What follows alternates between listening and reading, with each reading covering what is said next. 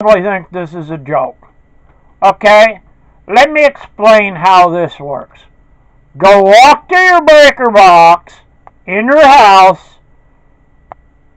flip your main breaker off like you have no grid power, go out to the shed, pull out an 8,000 watt generator, plug it all into your house, turn on 4 breakers for the power thing, connect up a propane tank that's a 30-pounder.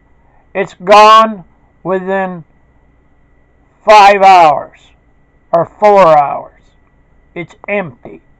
Do that to a 40-pound tank, it's gone within 5 or 6 hours. Empty. Do that for 2 more tanks after. That's 150 pounds of propane. You're in 3 days or less. It's empty. You have no heat. You have nothing. You have nothing to keep your house warm. Really. That's 3 days. Try that for a week to 8 days. Really. See how much money you got left. If you got even a car to cart it to the place to refill it, then pay for it to be redone.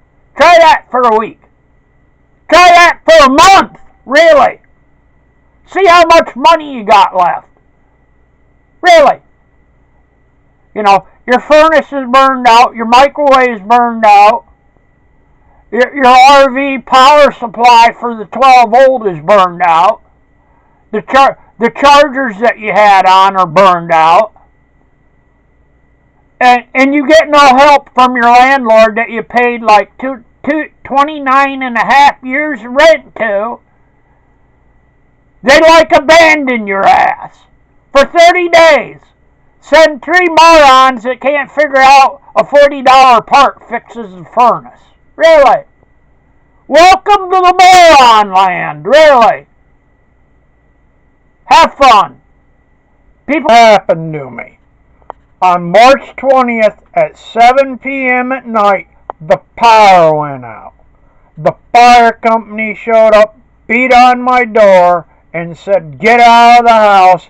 The lots next to me are on fire." Really.